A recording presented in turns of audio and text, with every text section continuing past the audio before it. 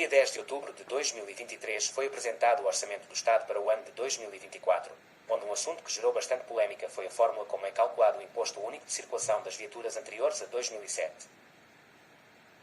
Sendo que esta medida em concreto vai muito além dos carros, uma vez que vai pôr em causa a liberdade de mobilidade das pessoas com poucos rendimentos que residem em Portugal. A partir de agora, as emissões de CO2 irão ser tidas em conta, o que leva a um aumento do valor do Imposto Único de Circulação a ser pago pelos proprietários de viaturas com matrícula inferior a 2007. Muitas pessoas, quando adquiriram os seus carros com matrícula inferior a 2007, tiveram em conta o valor que o seu carro iria pagar de Imposto Único de Circulação. O Governo afirmou que no ano de 2024 este aumento vai ser de apenas 25 euros, no máximo, porém esta medida vai ser repercutida nos anos subsequentes até ao valor do Imposto Único de Circulação a pagar ser igual ao da fórmula. Em muitos casos, viaturas que pagam por ano 30 euros de Imposto Único de Circulação em 2023, em 5 anos vão pagar cerca de 200 euros ou 300 euros, o que em muitos casos esse valor de Imposto Único de Circulação representa o valor de venda do próprio veículo. O Governo dá a desculpa de esta medida servir para compensar os descontos que estão a ser dados nas scooters do interior e uma forma de compensar pelo facto de estes carros mais velhos serem mais poluentes e, assim, incentivar as pessoas a comprar carros mais recentes. Porém, as pessoas não têm grandes alternativas, sem ser de se deslocaram por autoestrada, pois muitas das estradas nacionais no interior estão em estados deploráveis, por isso as scooters nem sequer deveriam de ser pagas. Outra desculpa que o Estado português dá é a desculpa ambiental e assim as pessoas adquirem veículos novos, pois a maior parte dos carros de Portugal tem mais de 12 anos. Esta medida deixa desprotegidas pessoas com menores rendimentos e não está a pensar nestas.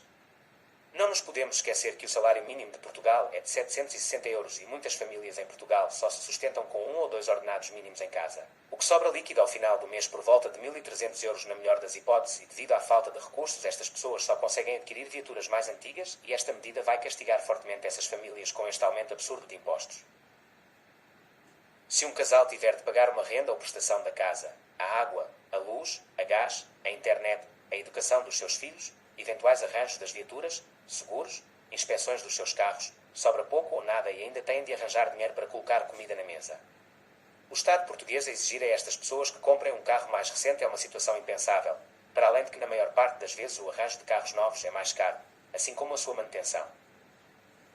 Ao realizar esta medida, o Governo esta medida sem sobra de dúvida não foi a pensar nas famílias com baixos rendimentos. Isto é uma jogada orçamental. Muitas pessoas atualmente não conseguem adquirir um carro e com estas medidas ainda mais complicado fica. Para as pessoas que não vivem em Lisboa e no Porto o seu carro são as suas pernas, pois em Portugal os meios de transportes públicos e as acessibilidades a estes são muito rudimentares.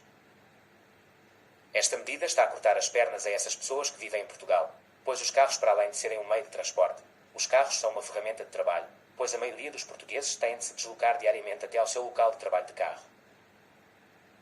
Em Portugal, os transportes públicos são quase inexistentes e estar a aumentar os impostos nos veículos mais velhos é estar a castigar ainda mais as pessoas de menor recurso, que têm menos dinheiro, logo não conseguem comprar um carro novo. No geral, uma pessoa não anda com carros velhos porque gosta, e sim porque não dispõe de recursos para tal. Estamos a castigar quem tem menos e que tem maior dificuldades em sobreviver. Este imposto único de circulação agravado vai prejudicar e muito a população portuguesa. Se esta medida for levada para a frente, vamos ver muitas pessoas que vão ter de deixar de utilizar o carro e, subsequentemente, não ter meios como ir trabalhar por não ter como pagar os impostos que pedem pelos carros. O nosso país ignorou totalmente os serviços de transportes públicos e as pessoas vão perder a sua liberdade de mobilidade.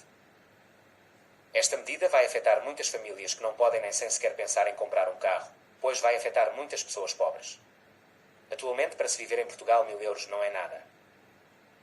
O Governo português, ao longo destes anos, tem usado os nossos carros como uma grande fonte de rendimentos sua, colocando taxas e impostos. Os combustíveis têm uma carga fiscal absurda e que não lembra a ninguém, pois são mais de 50% e esta medida dos impostos únicos de circulação é uma grande facada nas carteiras dos portugueses.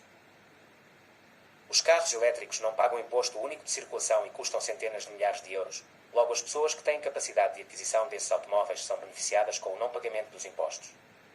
Quem compra carros elétricos por norma são pessoas que têm elevada capacidade financeira ou são empresas. Deveria de ser criado um imposto para esses carros também, pois se o imposto se chama Imposto Único de Circulação, o simples facto de andar na estrada deveria de ser motivo para pagar imposto, pois circulam em praça pública e assim seria mais justo. Não existe nesta medida justiça social, As medidas fiscais que o Estado está a ter no setor automóvel são uma vergonha. Este tema é de bastante importância e não deve de ser posto de parte. Com esta medida, o Estado português não está a promover a reutilização e tenta impingir às pessoas a compra de carros novos, mesmo aquelas que não têm capacidade financeira para o fazer.